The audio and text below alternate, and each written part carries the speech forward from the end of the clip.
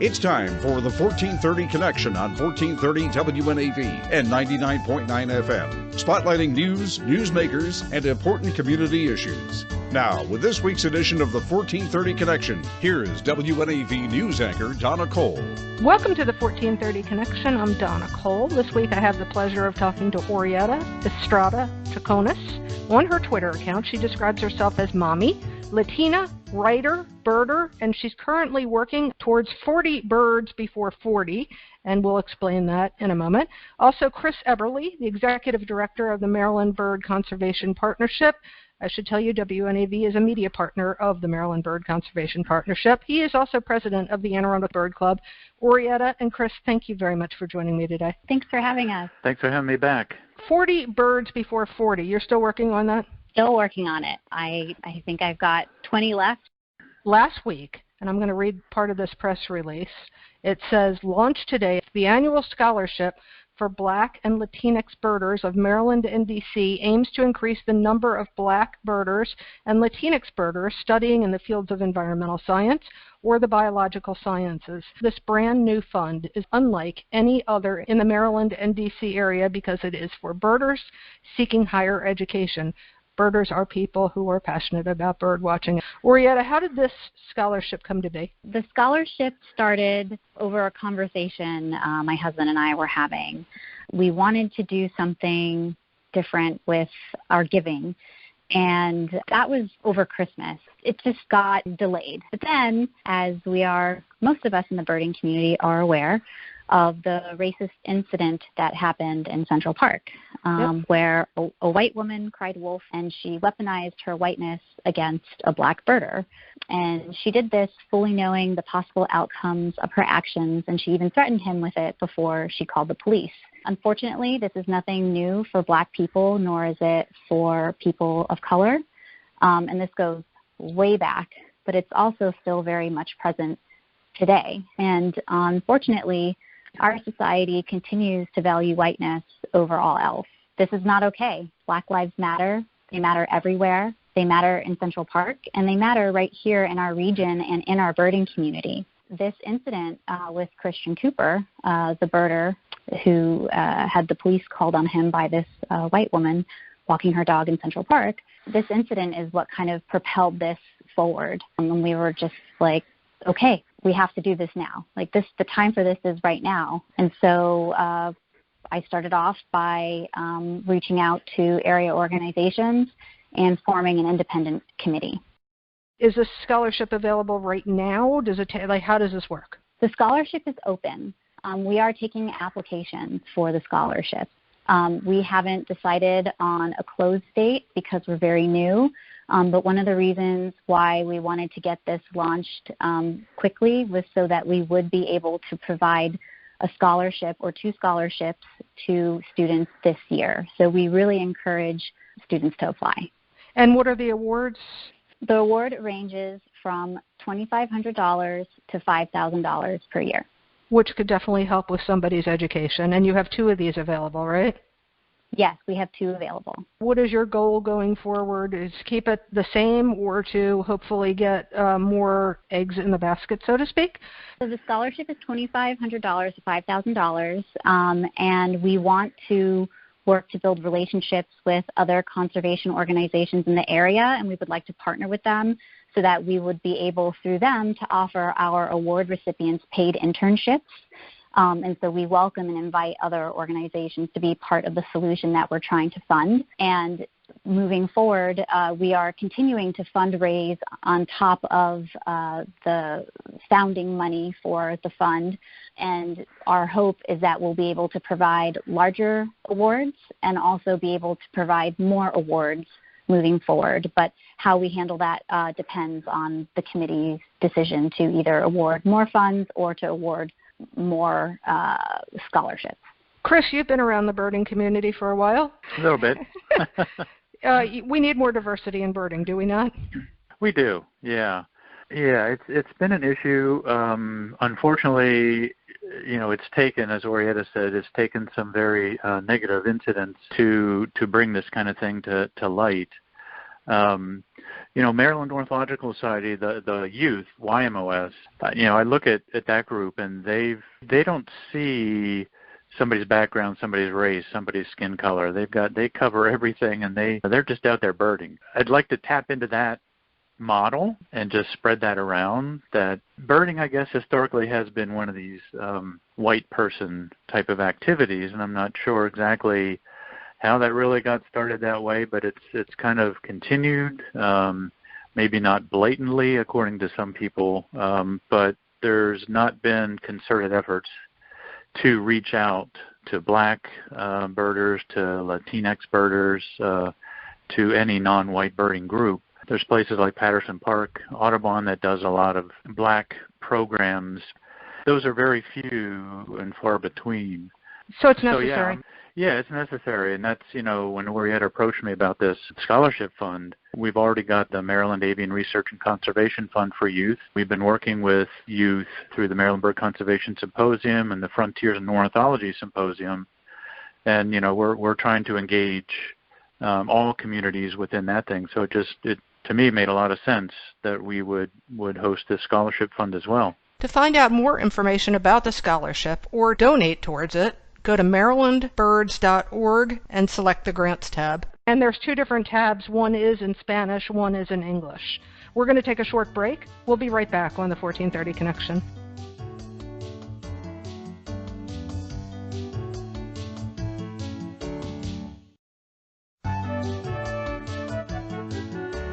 Welcome back to the 1430 Connection. I'm Donna Cole. Today I'm speaking with Orietta Estrada Chaconas. She's a Latina writer and a birder, and she's put together an independent committee for two scholarships to be awarded for black and brown birders or students to study in the fields of environmental science or biological sciences. Also, Chris Eberly, he's the executive director of the Maryland Bird Conservation Partnership. He's also the president of the Anne Arundel Bird Club. So, Orietta, one of the things that I keep hearing people say, or the comments on social media, and you know all the comments on social media, why is this scholarship necessary, and what's the difference between Black Lives Matter and All Lives Matter? Oh, okay. All lives can't matter until Black lives matter. Black lives have not been included in the privileges of other people in this country.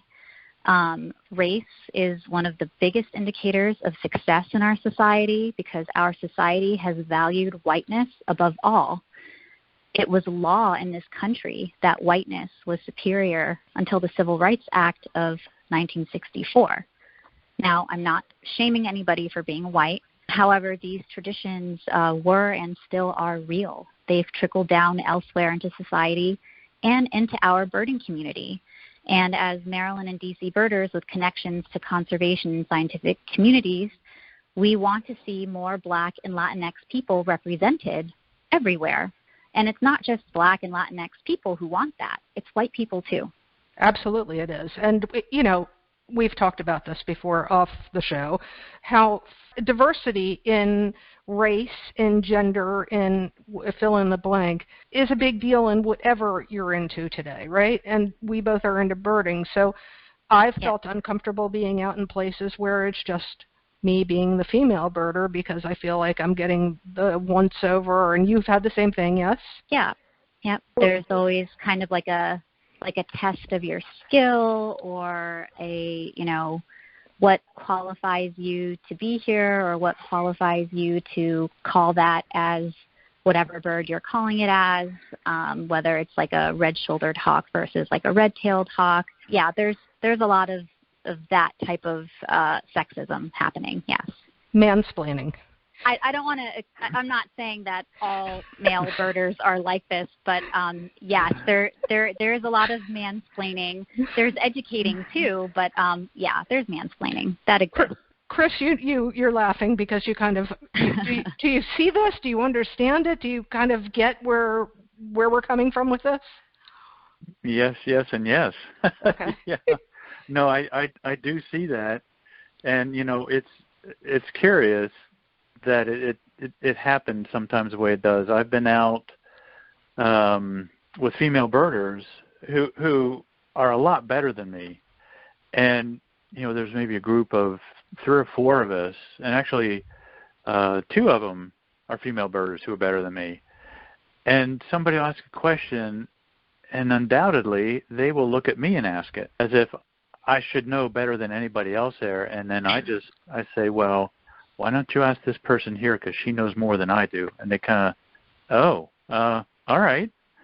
So I do see that happening. And I think because I have been out with a lot of women birders who are better than me, I don't make any assumptions because, birding, the skill of birding is not dictated by your gender, by your race, or anything else.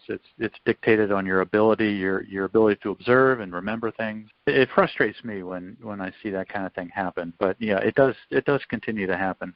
And we don't just see it out in the field, we see it online too, because all of us are members of these birding groups on Facebook or on Google or fill in the blank wherever these birding groups exist, and we see it there too. After the whole Chris thing in Central Park, that turned into a lot of racism. It came out on the birding groups on Facebook. It sure did, but to those of us who are Black and brown in this community, it wasn't surprising. And I think to those of us that aren't, it was incredibly surprising and incredibly ugly. And the good news is we are having a moment of reckoning in this country. Do you see that now, this is different than any other period of time that you can remember, Orietta? In my lifetime, yes. Yes, I do see this as there's a lot of power here. There's a lot of energy to propel things forward, and that's one of the things that we really wanted to get this scholarship live and going, because now more than ever, we want underrepresented groups to have equity in their opportunities. And while money isn't everything, it's a lot. I mean, money is a basic need. And, in the case of an experience in education, it can really mean the difference between being able to accept an internship or having to work a paying job that is nowhere near the field you want to end up in. This is one of these moments in time where it's a great time for this scholarship, but also, we're in this for the long run. We plan to be around for decades to come. We're just getting started. Again, to help with a scholarship or to apply for the scholarship, it's marylandbirds.org, then choose the Grants tab. We're going to take a short break. We'll be right back on the 1430 Connection.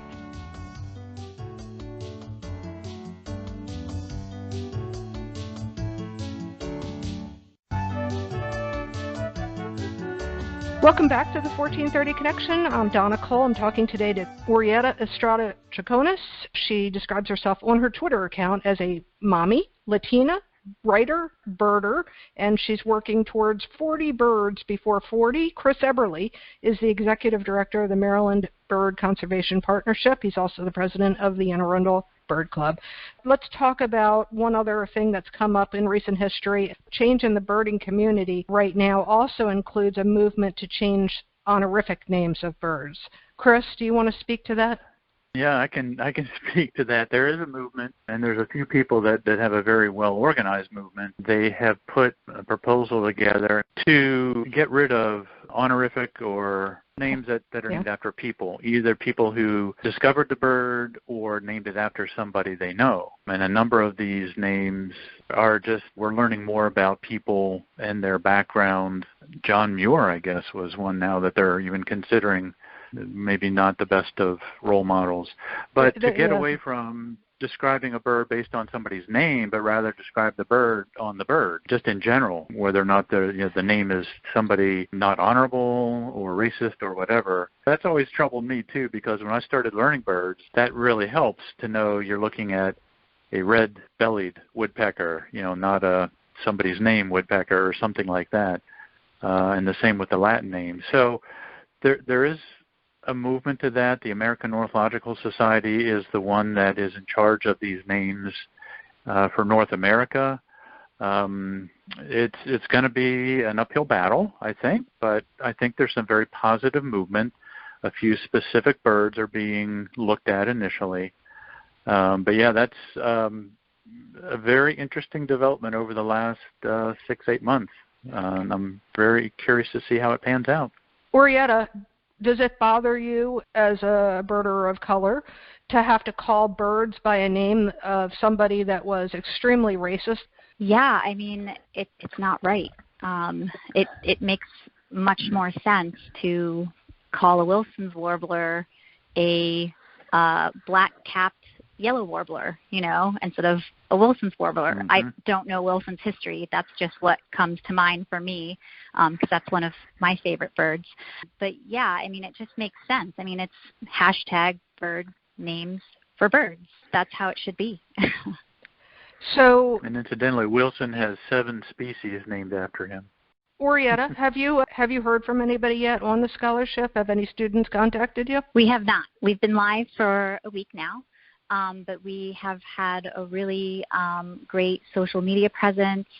People are really excited about this scholarship, and we just continue to spread the word about it and continue to work toward building relationships with conservation groups in the area. We really want these conservation groups to partner with us to offer our recipients paid internships, and we think that we can really make this scholarship something very powerful and useful for students in the region and eventually beyond. Orietta, what's the next lifer on your list? Oh, the next one. Whichever one the bird gods want to send to me. I'm really just following the reports and just trying to free up my schedule so I can run out of the house at a moment's notice if I need to. But yeah, I mean, I'm really looking forward to this fall migration. I have my fingers crossed for a golden eagle. That would be super sweet for me. That's a lifer that I've been just 20 minutes at one time, 20 minutes away from getting. One time I was 5 minutes away from getting. It's just, yeah, so. It's tough. I'm pretty excited for fall. And those are up in Western Maryland, yeah? Well, you can actually get them over the Piedmont region towards Western Maryland also. So I'm hoping that I won't have to go far. And they are occasionally they're occasionally at Blackwater, but kind of rarely. Yeah, there's been one almost every winter down there because I know. Except the day that Orietta goes. Except those days, yes. Exactly. Always. But always. they migrate from the north, the eastern population. So they come down through Pennsylvania, Maryland, and just depending on when you might be out at a certain place, you might see one. I know it doesn't help you, but there is one at Tuckahoe State Park. It doesn't count. Thank you. Yeah. Okay. Yeah. I've These seen that one a few times. On my list are non-captive and live birds. So yeah. All right. Once again, on that scholarship, it's marylandbirds.org. Then go to the grants tab. Orietta, thank you very much to you and to the committee for doing this because we do need more diversity in birding. Thank you. To both of you, Chris, also thank you for finding a home for this fund. Yeah, I'm very excited about it and very glad to talk to you as always, Donna. This is Donna Cole on the 1430 Connection. We will see you next week.